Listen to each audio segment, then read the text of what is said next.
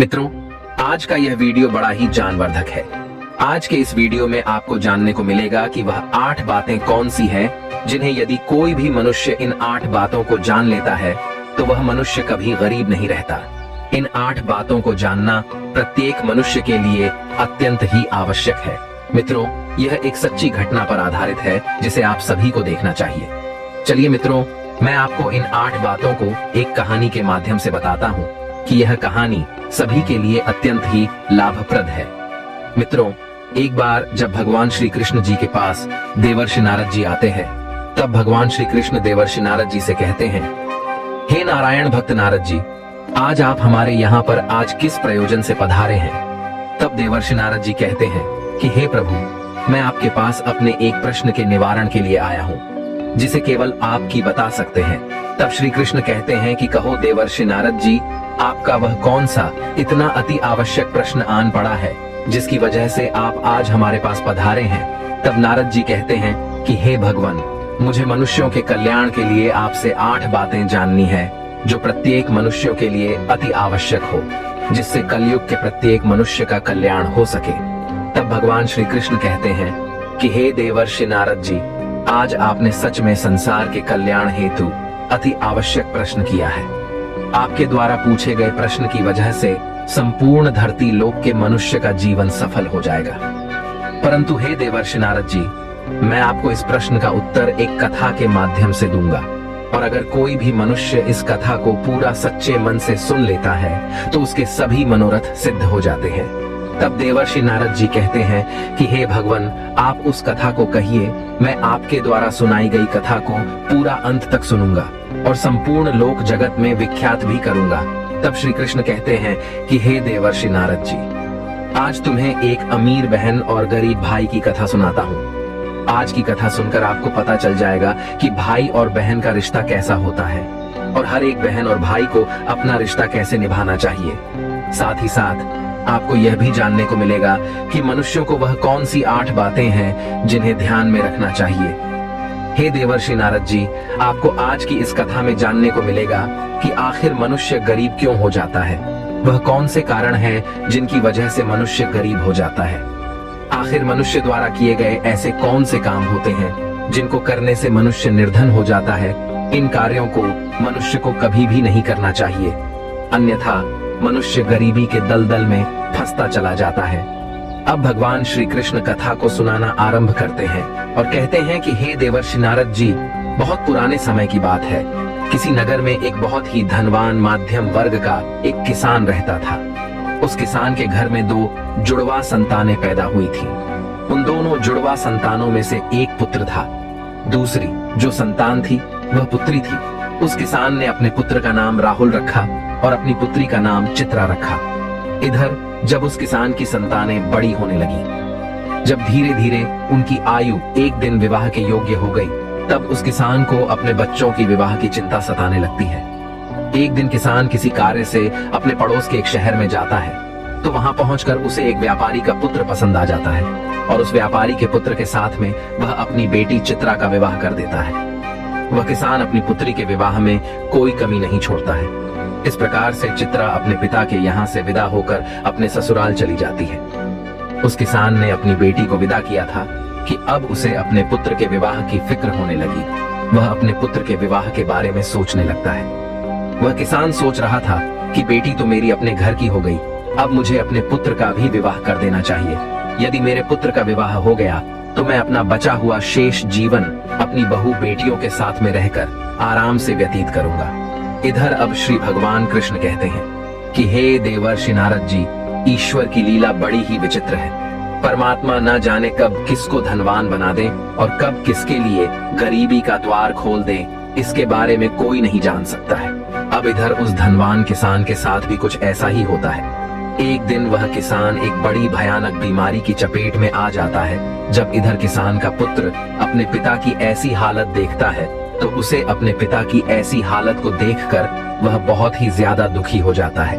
वह अपने पिता के बीमार होने के बाद में अपने पिता का अच्छे से अच्छे वैद्य से इलाज करवाता है और अपने पिता के लिए महंगी से महंगी दवाइयां लेकर आता है, परंतु उसके पिताजी की हालत में कोई सुधार नहीं आता है। धीरे धीरे उस किसान की धन संपत्ति सारी पिता के इलाज में चली जाती है। इस प्रकार अपने पिता का इलाज कराते हुए उस किसान का पुत्र अब गरीबी के कगार पर आकर खड़ा हो जाता है। परंतु फिर भी पिता की हालत में किसी भी प्रकार का कोई सुधार नहीं आता है। जब कोई भी दवाई उस किसान की बीमारी में काम नहीं करती है, तो एक दिन वह किसान अपने बेटे को अपने पास बुलाता है और अपने बेटे राहुल से कहता है, बेटा तू क्यों इतना चिंता करता है? मेरी वही होगा जो भगवान ने रचा हुआ है।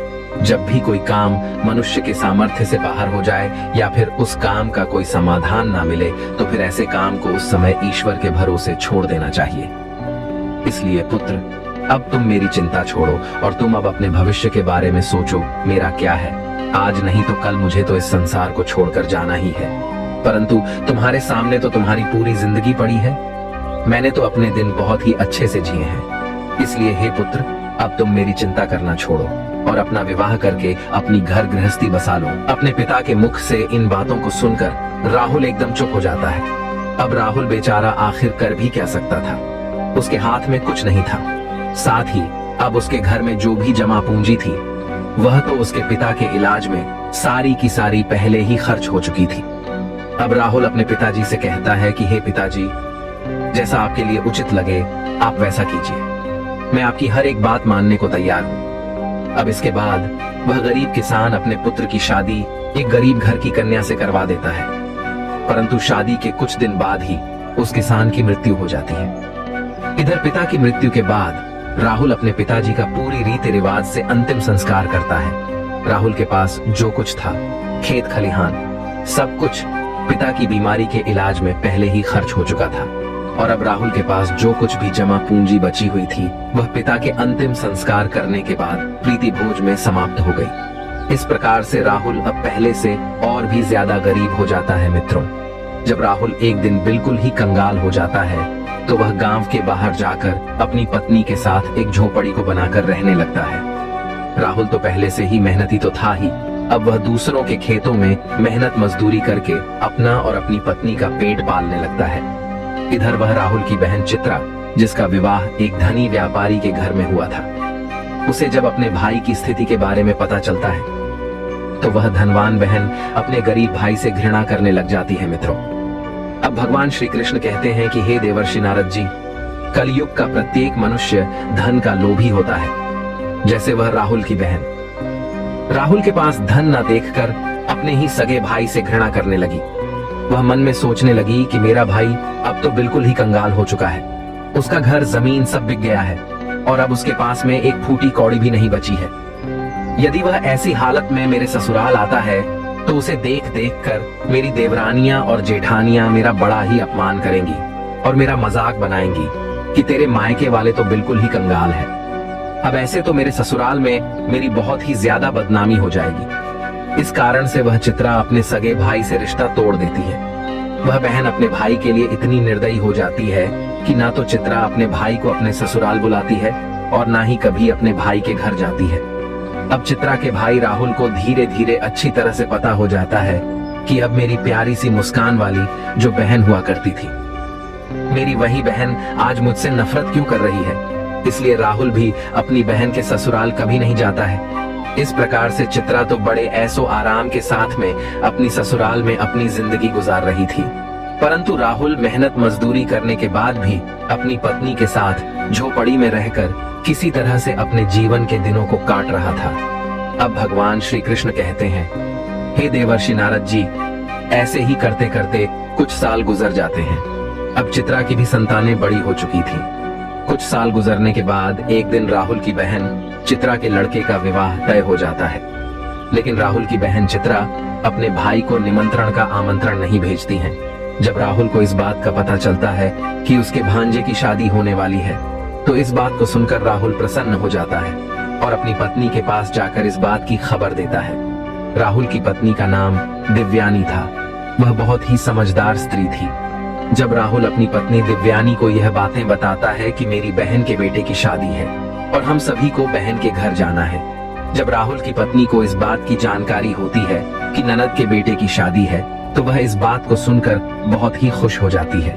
अब वह सोचने लगती है, चलो इसी बहाने से सही कम से कम मैं अपनी ननंद से जाकर के मिल तो आऊंगी और उसके घर को देख भी आऊंगी। दिव्यानी खुश होकर अपने पति से कहती है, हे पतिदेव, मैं आपके साथ में जरूर चलूंगी कि हमारे भांजे का विवाह हो रहा है, लेकिन पहले मुझे यह बताओ, क्या हमारी प्यारी ननद ने हमारे लिए निमंत्रण के लिए आमंत्रण पत्र भेजा है या नहीं?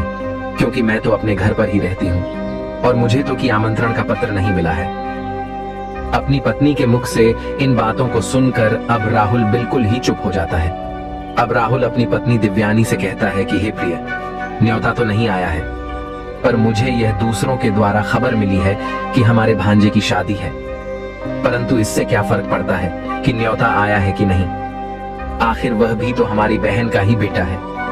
तब दिव्यानी अपने पति राहुल से कहती है, हे प्रिय, देखो बात तो आपकी सही है कि आपके भांजे की शादी है, लेकिन बिना निमंत्रण के ननद के घर जाना उचित नहीं है और आपको भी वहां नहीं जाना चाहिए। राहुल अब अपनी पत्नी दिव्यानी को समझाता है कि हे प्रिय, चित्रा के ससुराल वाले बड़े ही धनवान आदमी हैं, उन्हें हमारी याद नहीं रही होगी, या फिर हो सकता है कि उन्होंने हमारे यहाँ पर निमंत्रण भिजवाया हो, लेकिन निमंत्रण वाला पर्चा हमारे पास तक नहीं पहुंचा हो।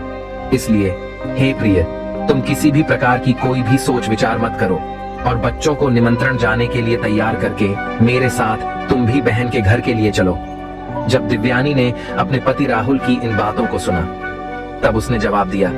दिव्यानी कहने लगती है, हे पिया जी, यदि तुम जाना चाहते हो तो तुम जा सकते हो, लेकिन बिना निमंत्रण के मैं तो नहीं जाऊंगी। जब राहुल ने अपनी पत्नी के मुख से ऐसी बातें सुनी तो उसे भी अपनी पत्नी का कहना ठीक लगा। अब राहुल कहता है, ठीक है, यदि तुम्हारी यही इच्छा है तो तुम बच्चों के साथ घर पर ही रहो। ठीक है, मैं अकेला ही चित्रा के ससुराल के लिए चला जाता हूँ। यदि मैं अपनी बहन के ससुराल नहीं गया तो मेरी बहन की देवरानियां और जेठानियां मेरी बहन को ताना मारेंगी और कहेंगी खर्चा ना हो जाए, इसलिए तेरा भाई नहीं आया। अब इतना कह करके वह राहुल घर के अंदर से बाहर चला जाता है। अब भगवान श्री कृष्ण कहते हैं, हे देवर्षि नारद जी, अब राहुल तो पहले से ही बहुत ही ज्यादा गरीब हो चुका था। राहुल के पास चावल और वस्त्र खरीदने के लिए पैसे नहीं थे, इसलिए राहुल अपनी बहन के घर जाने के लिए वह अपने मित्र से थोड़े से पैसे उधार लेता है। अब राहुल ने उधार लिए हुए पैसों से वह अपनी बहन चित्रा और अपने बहनोई के लिए सुंदर सुंदर वस्त्र खरीदता है और उन कपड़ों को लेकर के अपनी बहन के ससुराल को चल देता है। राहुल को पैदल चलते चलते सुबह से शाम हो जाती है।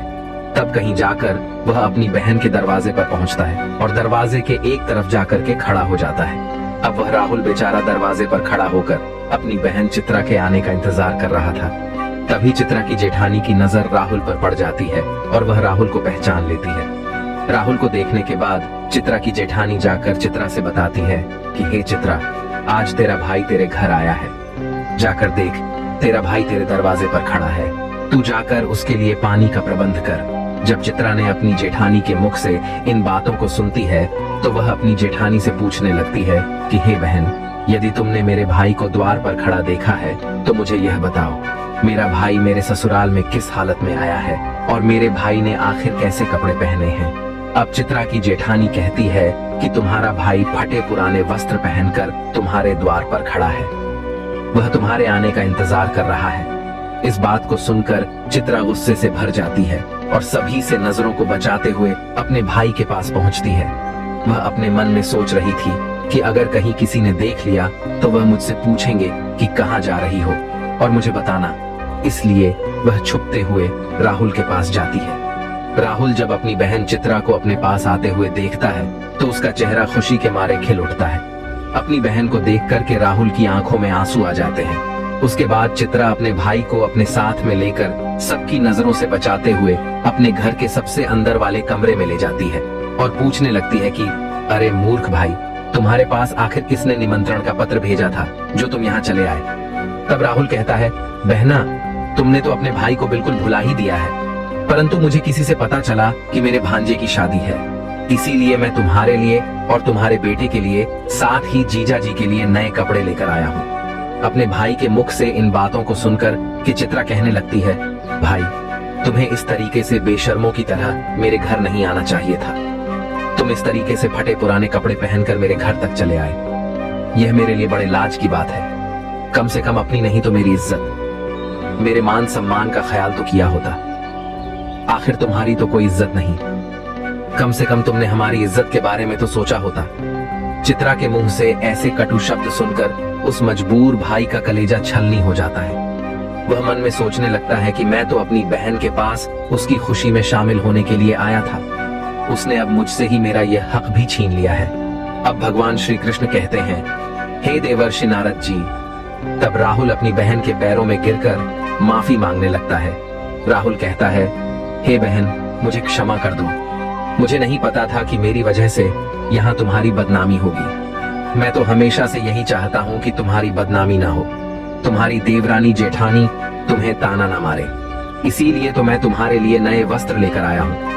यदि मुझे यह बातें पहले ही पता होती कि तुम मेरी वजह से इतनी आहत हो जाओगी कि तुम्हें मेरे आने से इतना बुरा लगेगा, तो मैं तुम्हारे दरवाजे पर कभी नहीं आता। मैं तो यह सोच कर आया था कि मेरे भांजे की शादी है, यदि मैं नहीं पहुंचा तो मेरी बहन की देवरानी जेठानी मेरी बहन को ताने मारेगी। वह कहेंगे कि इसका एक भाई है जो हमें कुछ देना ना पड़े। इस डर से निमंत्रण में भी आया। अब राहुल की बातों को सुनकर चित्रा का गुस्सा जब थोड़ा सा शांत होता है, तब वह राहुल से कहती है, ठीक है की बात नहीं, चलो जब तुम आ ही गए हो तो मेरी एक बात तुम कान खोलकर सुन लो। जब तक मेरे बेटे की शादी नहीं हो जाती तब तक तुम इसी जगह पर बंद रहना और भूल कर भी इस कमरे से बाहर निकलने की गलती मत करना, वरना तुम्हें देखकर लोग कहेंगे चित्रा का भाई तो भिखारी है। जब सभी मेहमानों के लिए भोजन बन जाएगा तो मैं तुम्हें भोजन की थाली इस कमरे में पहुंचा दूंगी। तुम भोजन खा करके चुपचाप पिछले दरवाजे से अपने घर को चले जाना। राहुल कहता है, ठीक है बहना, मैं आज रात को ही तुम्हारे घर से अपने गांव के लिए चला जाऊंगा, मगर मेरी तुमसे एक विनती है। मैं तुम्हारे लिए और जीजा जी के लिए जो कपड़े लाया हूँ, तुम उन कपड़ों को रख लो, उन्हें मैं तुम्हारे लिए बड़े प्यार से लाया हूँ। चित्रा ने अपने भाई से कपड़ों को ले लिए और कपड़ों को लेकर कमरे के बाहर चली गई और जाते समय बाहर से उसने उस कमरे की कुंडी लगा दी। राहुल उस कमरे में बैठकर अपनी बहन के वापस आने का इंतजार करने लगता है। अब भगवान श्री कृष्ण कहते हैं, हे देवर्षि नारद जी। इधर राहुल उस कमरे में बैठा हुआ अपनी बहन के लौटने का इंतजार कर रहा था कि मेरी बहन मुझे भोजन खिलाने के लिए लौटकर वापस आती ही होगी। आज तो मुझे स्वादिष्ट भोजन खाने को मिलेगा। परंतु राहुल को क्या पता था कि वह निर्मोही बहन अपने भाई को उस कमरे में बंद करके अपने घरेलू काम धंधे में लग चुकी है और भाई के लिए भोजन देना भूल चुकी है। राहुल की बहन चित्रा शादी के काम धंधे में इतनी ज्यादा खो जाती है कि अब उसे याद ही नहीं रहता कि मेरा भाई मेरे यहाँ कमरे में बंद है और वह मेरे लौटने का इंतजार कर रहा है। अब जैसे जैसे समय बीतने लगता है, भूख प्यास की वजह से राहुल अब छटपटाने लगता है और उसकी हालत भी खराब होने लगती है।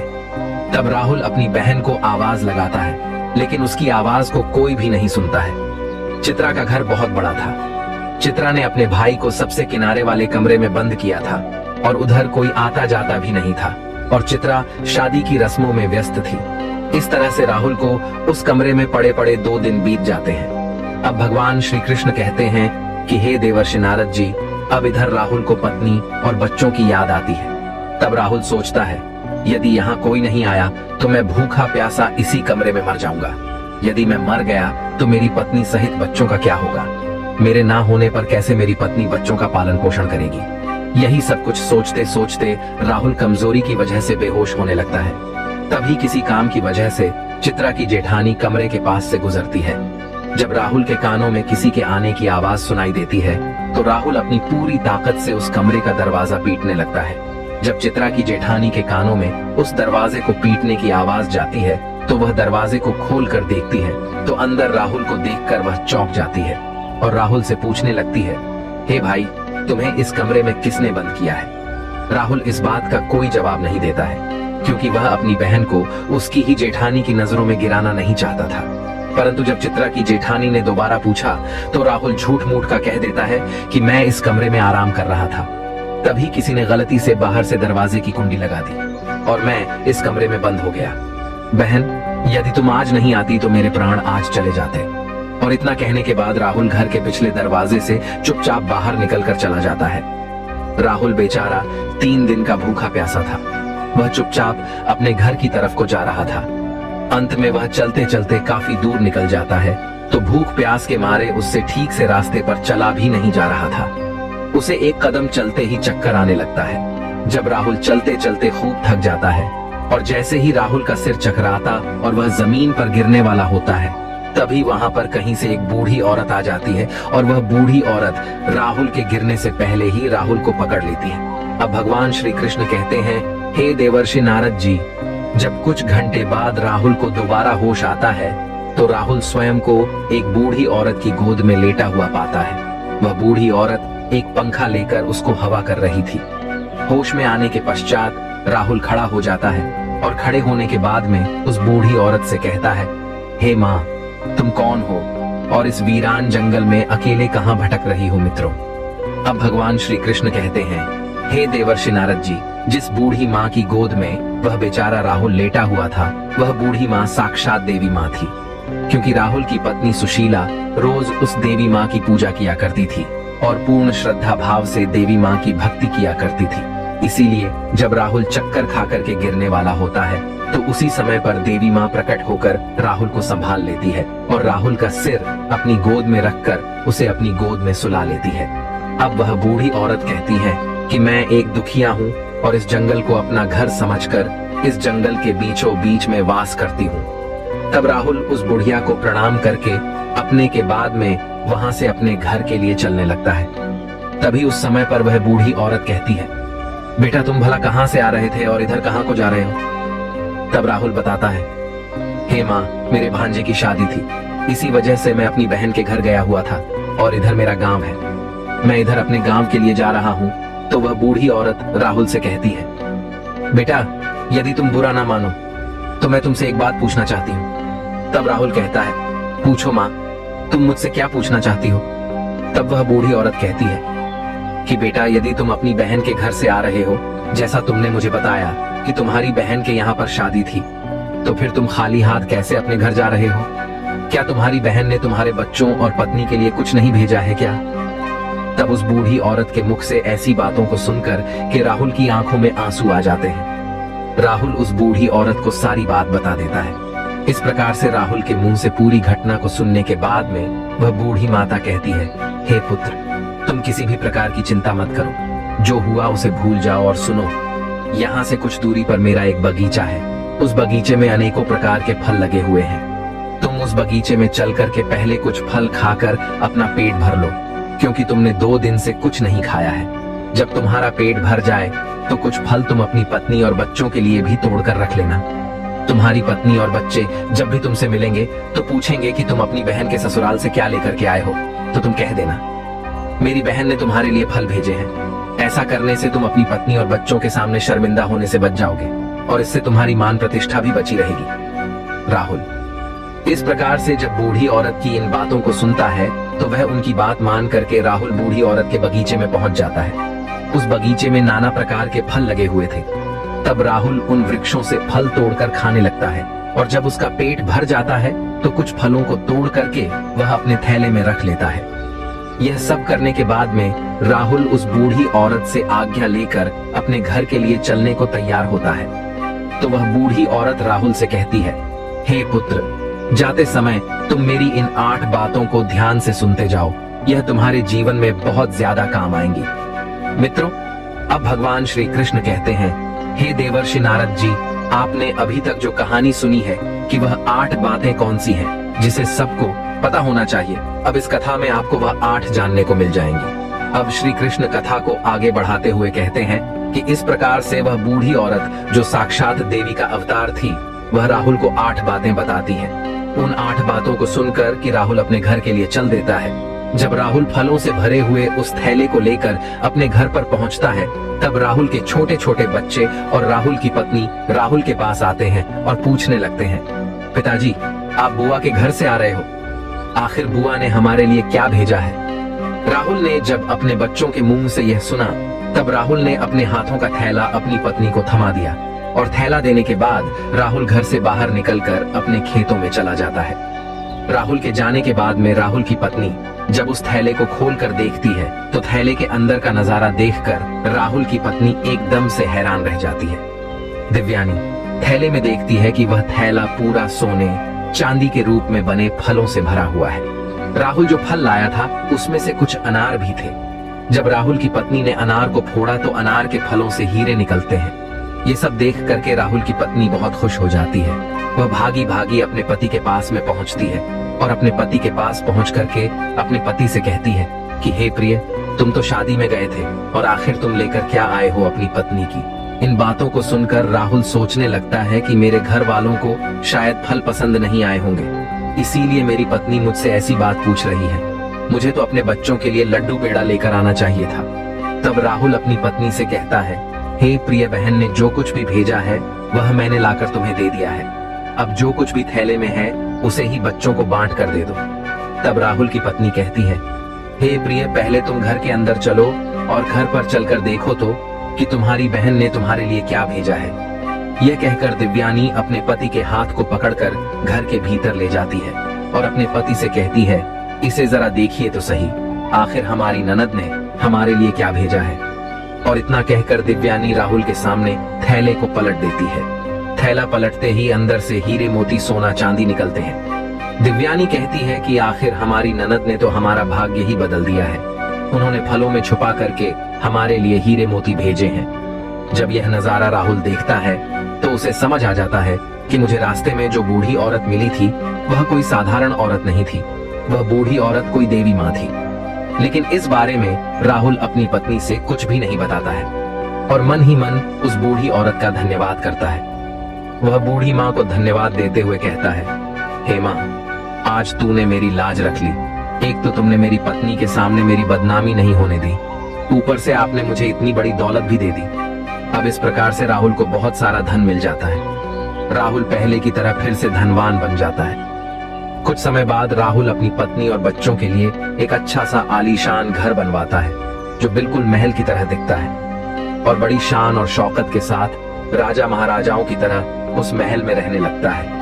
इधर सभी नगर के लोग भी राहुल को ऐसा देख करके उसका मान सम्मान करने लगते हैं। धीरे धीरे करके इधर जब राहुल का घर तैयार हो जाता है, जब उसकी राजा महाराजाओं जैसी शान शौकत हो जाती है, तो एक दिन राहुल की पत्नी दिव्यानी अपने पति से कहती है कि हे प्रिय, बहुत ही जल्द ही सावन का महीना आने वाला है और सावन के महीने में सभी स्त्रियां अपने पिता के घर जाती हैं। इसलिए तुम भी अपनी बहन के ससुराल जाओ और मेरी ननंद को मेरे घर बुला कर लाओ। इसी बहाने से वह अपने नहर को घूम जाएंगी। इसी बहाने से मैं भी अपनी ननंद से मिल लूंगी। अब वह राहुल जब अपनी पत्नी की ऐसी बात सुनता है तो राहुल अपनी पत्नी के कहने पर एक बार फिर से अपनी बहन के ससुराल चल देता है और कुछ समय के बाद ही अपनी बहन के ससुराल पहुंच जाता है। अब राहुल एक बार फिर से अपनी बहन के उसी दरवाजे पर जाकर खड़ा हो जाता है जिस दरवाजे पर वह कुछ दिन पहले आकर के खड़ा हुआ था। उसी समय पर चित्रा की जेठानी घर से बाहर निकलती है और बाहर का नजारा देखकर कि वह तुरंत ही दौड़ी दौड़ी चित्रा के पास में चली जाती है और चित्रा से कहती है कि हे चित्रा बहन, आज भी तेरा भाई आया है।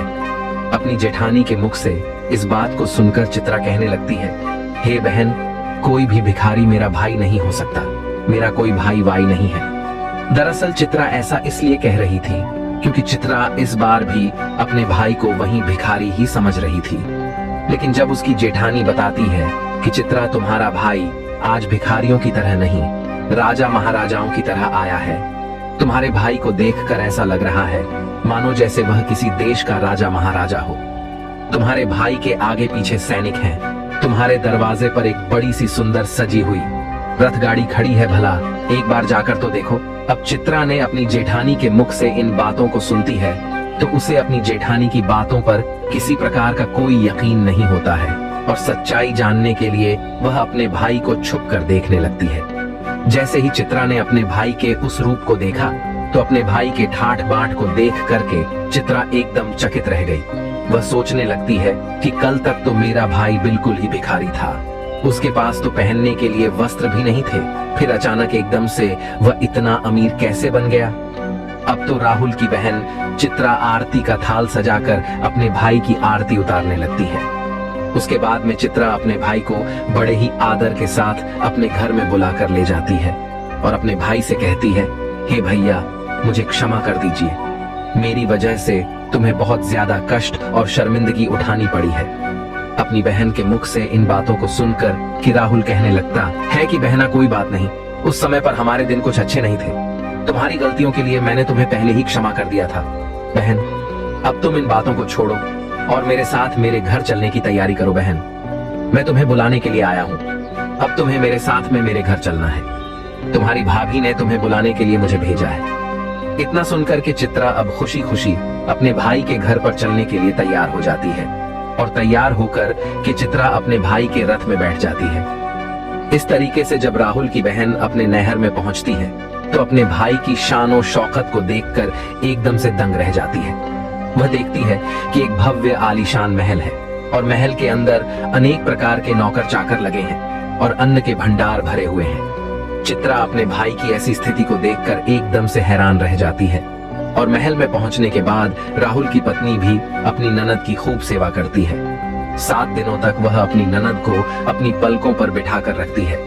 राहुल की पत्नी चित्रा को लगता था कि यह सब शान शौकत हमारी ननंद की वजह से है।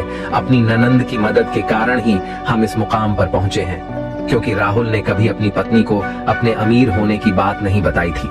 क्योंकि अब राहुल वह जानता था कि यह सब चित्रा की वजह से नहीं, यह सब कुछ देवी माँ के आशीर्वाद से हुआ है। राहुल की पत्नी दिव्यानी इस बात से अवगत नहीं थी। यही सोच करके दिव्यानी अपनी ननद की खूब ज्यादा सेवा करती है और अपनी ननद का खूब ख्याल रखती है। कुछ दिन बीतने के बाद जब राहुल की बहन अपने ससुराल जाने को तैयार होती है तो राहुल की पत्नी दिव्यानी अपने पति से कहती है, हे प्रिय, कल तुम्हारी बहन अपने घर जाएगी, इसलिए तुम बाजार जाओ और बाजार जाकर अपनी बहन के लिए कोई अच्छा सा तोहफा लेकर आओ। आखिर हमारी बहन ने हमारे लिए इतना कुछ किया है तो क्या हम उसके लिए थोड़ा सा भी कुछ नहीं कर सकते? आप अपनी बहन के लिए कुछ अच्छा सा तोहफा लेकर आइए। अपनी पत्नी की इन बातों को सुनकर राहुल घर से चला जाता है और राहुल एक मोची की दुकान पर पहुंचता है और मोची से कहता है, हे मोची भाई, मुझे अपनी बहन के लिए बोलने वाली जूती बनवानी है। क्या तुम मेरी बहन के लिए बोलने वाली जूती बना सकते हो? मोची कहता है, सेठ जी, मैं बोलने वाली जूती तो बना दूंगा, लेकिन इसे बनवाने की बहुत कीमत लगेगी। तब राहुल मोची से कहता है, भाई, मैं तुम्हें मुंह मांगा पैसा दूंगा, लेकिन तुम ऐसी जूतियां बना दो कि वे जूतियां जब भी मेरी बहन पहनकर चले तो वे जूतियां बारी बारी से मैं आपको जो यह 8 बातें बताने वाला हूँ उन 8 बातें को बोले। इसके बाद मोची को राहुल वह ज्ञान की 8 बातें बताता है जो बातें उसे उस बूढ़ी औरत ने चलते समय बताई थी। अब भगवान श्री कृष्ण कहते हैं कि हे देवर्षि नारद जी। अब राहुल मोची से कहता है कि हे मोची भाई, मैं तुम्हें वो ज्ञान की बातें बताता हूँ जो यह जूतियां बोले। इस प्रकार से राहुल बारी बारी से मोची को वह सारी बातें बताता है। राहुल कहता है कि पहली बात तो यह है कि कहीं मानवता की भूल होती है, अज्ञानता निर्धनता का मोल होता है। राहुल, दूसरी बात, समय भरोसे जो बैठा रहता है वह सदा गरीब बना रहता है। उस मनुष्य का काम बदलता नहीं है, उसका सारा जीवन आलस में ही बीतता है। तीसरी बात, जो मनुष्य सदा ही परिवर्तनहीन कर्म करता वह भी सदैव निर्धन ही रहता है। चौथी बात, गरीबी से बड़ा है कोई अभिशाप नहीं है, इसलिए ज्ञान को हासिल करके अज्ञान को दूर करो। पांचवी बात, आप दोष समय को नहीं दो, मजबूत कर्म साधना में जुटो और अपनी गरीबी दूर करो। छठी बात, कर्म कभी कोई कार्य नहीं करता है, नसीब सदैव भाग्य भरोसे से नहीं बैठता है, वह मानव के द्वारा किए गए परिश्रम के भरोसे बैठता है। सातवीं बात, अज्ञानी से सदा ही प्रेम करो। एक गरीब आदमी गरीबी को बारंबार विजय करने वाला एक विजेता होता है। ज्ञान सदैव हथियार का काम करता है। आठवीं और सबसे आखिरी बात बताते हुए राहुल कहता है कि हे मोची भाई, मेरी बहन जब 8वां कदम रखे तो जूतियां बस यही बात बोले कि पैसों के बाजार में बदल गई, तहजीब धन दौलत से जुड़ रहे रिश्ते, अन्यथा रिश्ते हुए गरीब। इधर राहुल मोची से कहता है कि हे मोची भाई, ऐसी 8 बातें बोलने वाली मुझे जूतियां बना दो। जब यह 8 बातें वो जूतियां बोलेगी और जब मेरी बहन इन बातों को सुनेगी तो उसे अपनी गलती का एहसास होगा कि उसने कैसे पैसे के घमंड में आकर के अपने भाई का ऐसा अपमान किया था। उसे अपने भाई का अपमान नहीं करना चाहिए था। अब भगवान श्री कृष्ण कहते हैं, हे देवर्षि नारद जी, राहुल उस मोची से अपनी बहन के लिए हीरे मोतियों से जड़ी हुई सोने और चांदी की जूतियां बनवाता है और उन जूतियां को ले जाकर अपनी बहन को उपहार स्वरूप दे देता है। सोने चांदी की जूतियों को देखकर कि चित्रा का चेहरा एकदम खिल सा जाता है। अब चित्रा अपने भाई से विदा लेकर अपने घर चली जाती है। जब चित्रा अपने ससुराल पहुंच जाती है तो चित्रा की देवरानी जेठानी पूछने लगती है, हे चित्रा, तुम अपने भाई के घर से आई हो, तुम्हारे भाई ने तुम्हें क्या उपहार दिया है? तब चित्रा अपनी देवरानी जेठानी तथा अपने सास ससुर और अपने देवर जेठ को अपने भाई के द्वारा दी हुई भेंट दिखाती है और वह कहती है, देखो मेरे भाई ने मुझे सोने चांदी से जड़ी हुई, हीरे मोती से जड़ी हुई यह जूतियां दी हैं। तब चित्रा उन जूतियां को पहन करके चलकर दिखाती है। जैसे ही चित्रा उन जूतियां को पहन करके चलती है तो जूतियां बोलती हैं कि पैसों के बाजार में बदल गई तहजीब, धन दौलत से जुड़ रहे रिश्ते हुए गरीब। जब चित्रा इस बात को सुनती है तो उसका सर शर्म से नीचे झुक जाता है और अपने भाई को याद करके एकदम से रोने लगती है। जब चित्रा का ऐसे लटका हुआ मुंह उसकी देवरानी जेठानी देखती है तो वह पूछती है कि चित्रा आखिर क्या हुआ जो तुम अचानक से रोने लगी? तो चित्रा अपनी देवरानी और जेठानी को सारी बातें बताती है कि हे बहन, मैंने पैसों के घमंड में आकर अपने भाई को कितना भला बुरा कहा था। मैंने अपने भाई के एक गिलास पानी तक नहीं पूछा था। आज देखो मेरे भाई ने मुझे कितनी कीमती जूतियां बनवा कर दी हैं। अब तो मुझे अपने आप से घृणा होने लगी है, मैं तो जीना नहीं चाहती। तभी चित्रा की जेठानी उसे समझाने लगती है कि हे बहन, जो भी कुछ हुआ उसे भूल जाओ, आगे से याद रखना कभी किसी के साथ में ऐसा बर्ताव मत करना, क्योंकि जो व्यक्ति धन दौलत का घमंड करता है उससे माता लक्ष्मी हमेशा के लिए दूर चली जाती है। इसलिए मेरी यह बातें तुम सदा याद रखना। और इस तरीके से चित्रा की जेठानी चित्रा को समझाती है, जिससे अब चित्रा भी प्रेम व्यवहार के साथ सबसे पेश आने लगी थी। अब श्री कृष्ण कहते हैं, हे देवर्षि नारद जी, अब तो तुमको वह 8 बातें पता चल ही गई होंगी कि वह 8 बातें कौन सी हैं। अगर यह 8 बातें प्रत्येक मनुष्य को पता चल जाए तो वह कभी गरीब नहीं रहता।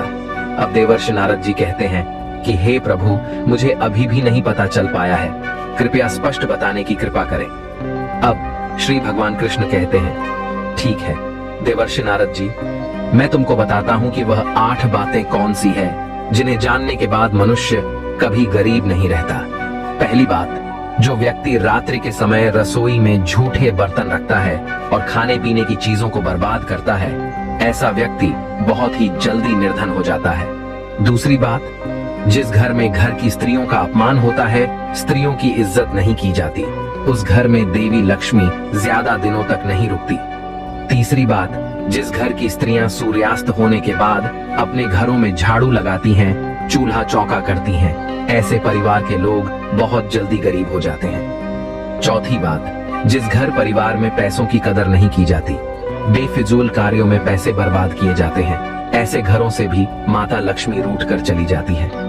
पांचवी बात, जो लोग पैसे आने के बाद में उस पैसे से दूसरों के मान प्रतिष्ठा को ठेस पहुंचाते हैं या फिर अपने धन के बलबूते पर दूसरे लोगों को परेशान करते हैं, ऐसे लोगों के घरों से भी माता लक्ष्मी बहुत जल्दी चली जाती है। छठी बात, जिस घर के लोग अपने कर्तव्यों का पालन नहीं करते, जो अपने कार्यों को कल पर टालते रहते हैं, उन लोगों के घरों से भी माता लक्ष्मी रूठ जाती है। सातवीं बात, जिस घर परिवार के लोग अपने से बड़े लोगों की इज्जत नहीं करते, अपने से बड़ों का कहना नहीं मानते या फिर अपने से बड़ों से कटु शब्द बोलते हैं, ऐसे लोगों को भी गरीबी का सामना करना पड़ता है, वह भी निर्धनता के हकदार होते हैं। आठवीं और अंतिम बात, जिस घर में परिवार के लोग अपने मेहमानों का सम्मान नहीं करते, अपने मेहमानों का आदर भाव नहीं करते या फिर अपने दरवाजे से किसी भी मनुष्य को खाली हाथ लौटा देते हैं, ऐसे लोगों के यहाँ से भी माता लक्ष्मी नाराज होकर चली जाती है। अब जो भी मनुष्य इन 8 बातों को हमेशा गांठ में बांध कर रखता है, उसका भाग्य उसी तरह से उज्जवल हो जाता है जैसे राहुल का भाग्य उज्जवल हुआ। अब भगवान श्री कृष्ण कहते हैं, देवर्षि नारद जी, अब तो आपको आपके प्रश्न का उत्तर भी मिल गया होगा और उन 8 बातों के बारे में भी पता चल गया होगा। तब देवर्षि नारद जी कहते हैं, हे माधव, आपके आशीर्वाद से मुझे सब कुछ मालूम हो गया है। आपका मुझे इस प्रकार का ज्ञान देने के लिए सत सत नमन। मित्रों, इस प्रकार माया का कभी घमंड नहीं करना चाहिए। ईश्वर न जाने कब किसके लिए गरीब का द्वार खोल दे और कब किसके लिए अमीरी का द्वार खोल दे, इस बात का किसी को पता नहीं है। यह बात उस मनुष्य के समझ में भी आ जाती है कि पैसों के घमंड में आकर कभी भी किसी का अपमान या अनादर नहीं करना चाहिए। मित्रों, आपको हमारे वीडियो के द्वारा दिया गया ज्ञान कैसा लगा, कृपया हमें कमेंट करके अवश्य बताइएगा। साथ ही आप सभी से विनम्र निवेदन है कि हमारे चैनल को भी सब्सक्राइब अवश्य कर लेना और जितना हो सके इस वीडियो को शेयर करें ताकि सभी को इसके बारे में पता चल सके। मित्रों, वीडियो को यहाँ तक देखने के लिए आप सभी का दिल से धन्यवाद।